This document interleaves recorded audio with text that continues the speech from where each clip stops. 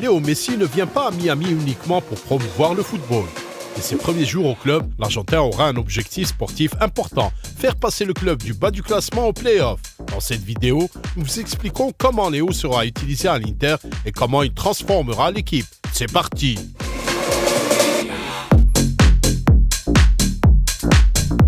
L'utilisation de Léo sur le terrain est un peu délicate car l'Inter n'a pas encore choisi son nouvel entraîneur. Et s'il ne s'agissait pas de Messi, mais d'un autre joueur, il serait inutile de prédire le rôle du joueur maintenant. Mais le fait qu'il s'agisse de Léo nous facilite la tâche.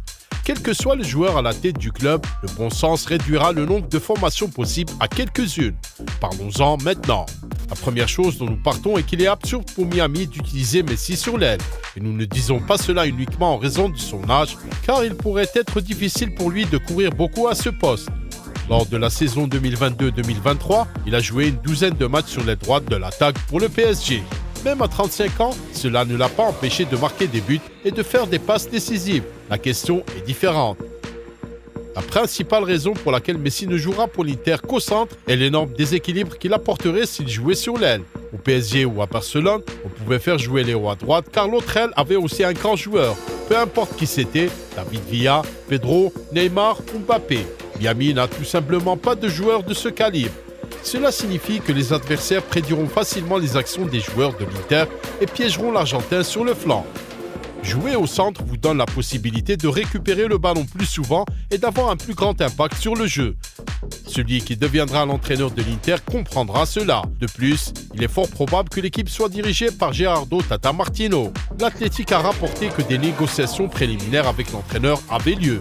Ce choix est très raisonnable. D'abord, Martino a de l'expérience en MLS. Il a mené Atlanta United à la victoire de la Coupe MLS en 2018. Deuxièmement, il est argentin et a déjà entraîné Messi à Barcelone et l'équipe nationale argentine. Ce sera positif pour le club si l'équipe est entraînée par quelqu'un que Léo respecte. Cela encouragera l'Argentin à faire confiance à l'entraîneur et à se concentrer sur le match. J'aime Tata Martino, c'est un grand entraîneur. Il fait bien jouer ses équipes et nous le respectons tous, a déclaré Léo à propos de l'entraîneur. Tout au long de sa carrière, Martino a presque toujours joué avec un avant-centre et ses formations préférées sont le 4-3-3 et le 4-2-3-1. Si nous considérons la configuration 4-3-3, alors la place de Messi est au centre de l'attaque. Il est peu probable que Léo soit utilisé dans cette position. Comme nous l'avons déjà dit, dans une équipe comme Miami, l'Argentin devrait recevoir le ballon le plus possible. S'il joue comme seul avant-centre, cela ne marchera pas. Bien sûr, Léo a réussi à ce poste, mais il a toujours eu des milieux de terrain centraux de haut niveau qui pouvaient lui livrer des balles. Des gens comme Xavi, Iniesta ou Verratti. Ce ne sera pas le cas à l'Inter. Et si vous mettez Messi comme avant-centre, il n'aura tout simplement pas le ballon.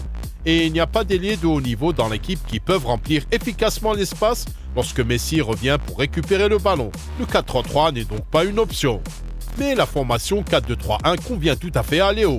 Ici, il occupera la position de numéro 10. Pour l'Inter, ce sera mieux si Messi joue ce rôle. Cela garantira un contact maximum de Léo avec le ballon et, par conséquent, un haut niveau d'influence sur le jeu. De plus, la liberté dans cette position ne permettra pas aux adversaires de sortir l'Argentin du match. En raison de son intelligence de jeu et de sa capacité à se déplacer comme il le souhaite, il trouvera toujours une occasion de recevoir le ballon. En outre, le 4-2-3-1 peut être facilement transformé en 4-4-2 en défense. Léo et l'avant-centre formeront les deux premières lignes de défense. En même temps, cela n'obligera pas Messi à courir beaucoup. L'efficacité du 4-4-2 en défense a été prouvée depuis longtemps. Il suffit de regarder Diego Simeone et son Atlético Madrid. Cependant, Tata Martino utilise parfois une autre formation. Il s'agit d'un 5-3-1-1 qui peut être transformé en 5-3-2. C'est une configuration inhabituelle pour les joueurs. L'entraîneur utilise cette formation dans les matchs les plus difficiles où il est crucial de ne pas encaisser de but. Apparemment, cette formation est également idéale pour Léo puisqu'elle comporte également un poste de numéro 10. Avec des latéraux rapides et un bon avant-centre, cette formation peut également fonctionner de manière optimale avec Léo dans l'équipe. Autrement dit, notre conclusion s'impose d'elle-même. Messi s'intégrera dans les formations où il y a un milieu de terrain offensif central ou deux attaquants où Léo peut jouer en tant qu'attaquant secondaire.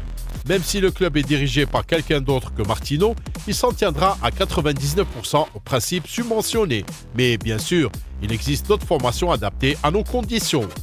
Par exemple, il peut s'agir d'une formation 4-1-2-1-2 avec un losange au centre du terrain. Cela ajoute à l'imprévisibilité car Léo peut jouer soit comme milieu de terrain offensif, soit comme attaquant secondaire. Il en va de même pour la formation 3-4-1-2 si l'entraîneur décide de jouer à 3 en défense. Mes amis, aimez cette vidéo si vous l'avez appréciée jusqu'à présent et continuons. Ces derniers jours, les rumeurs de transfert concernant l'Inter se sont multipliées. L'arrivée de Messi n'est pas surprenante. Jordi Alba, Luis Suarez, Neymar et d'autres stars ont déjà été liés à Miami. Cependant, qui l'Inter devrait-elle recruter pour résoudre ses problèmes sportifs et non pour ses relations publiques? Qui faut-il à côté de Messi pour maximiser l'effet du brillant Argentin? Nous connaissons la réponse. Mais gardons à l'esprit que chaque club de la MLS ne peut avoir que 3 joueurs dont les salaires peuvent dépasser les limites fixées. Sans entrer dans les détails, cette règle existe pour que les clubs puissent inviter des joueurs de haut niveau et leur verser le salaire qu'ils exigent. Ainsi, en plus de Léo lui-même, l'Inter peut se permettre de gros transferts. Bien que ces places soient actuellement occupées par d'autres joueurs, ils accepteront soit une réduction de salaire au niveau général, soit d'être vendus. Puisqu'ils n'ont pas réussi à apporter des résultats au club, pourquoi les payer plus que les autres? Mais vous vous demandez peut-être si 2 recrutements suffiront à redresser la situation. La réponse est oui, et nous allons le prouver. Si vous regardez les résultats de l'équipe, vous pouvez voir 2 problèmes clés. Le premier concerne le milieu de terrain. En effet, les 2 joueurs clés à ces postes, les Brésiliens Gregor et Jean Mota, sont tous 2 absents pour une longue période en raison de blessures. En début de saison, Gregor, qui est aussi le capitaine de l'équipe, s'est cassé la jambe. Il manquera encore au moins 3 mois. Un peu plus tard, son compagnon d'infortune est devenu Mota, qui souffre d'une déchirure du ligament latéral. Il pourrait ne pas revenir pour le reste de la saison. Par conséquent, un transfert devrait viser à renforcer cette zone. Il s'agit de Sergio Busquets. Il s'agit d'un agent libre, d'un joueur de haut niveau et d'un lien incroyable avec Léo Messi. C'est le joueur que l'Inter doit obtenir quoi qu'il arrive. Busquets résoudra le problème dans l'axe. À suivre, bien qu'elle soit dernière de sa conférence, la défense n'est pas le plus gros problème de cette équipe. L'équipe a encaissé 24 buts, ce qui correspond à la moyenne de la Ligue. Disons qu'Atlanta, qui occupe la 5e place, en a encaissé 29. Le problème se situe donc manifestement au niveau de l'attaque. Seule une équipe de la conférence Est a marqué moins de buts. Mais pour être plus précis sur notre objectif de transfert, disons que le problème n'est pas l'avant-centre. L'Inter possède 2 joueurs de haut niveau à ce poste. Il s'agit de Joseph Martinez, qui a marqué 107 buts en 157 matchs lors de sa carrière en MLS, et du jeune Leonardo Campagna, recruté chez les Wolves.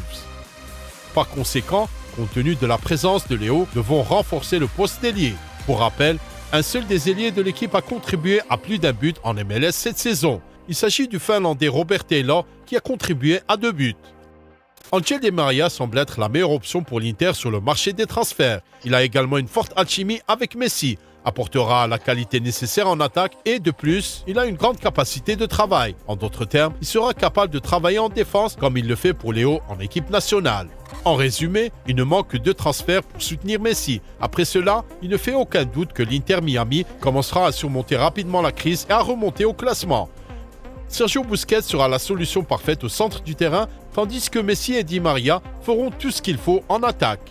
Tous les autres postes peuvent être renforcés, mais ce ne sera qu'un bonus pour les supporters et l'entraîneur. Mes amis, écrivez dans les commentaires si vous êtes d'accord avec nous sur la façon dont Léo va régler la situation à l'Inter et si vous aimez nos suggestions de transfert.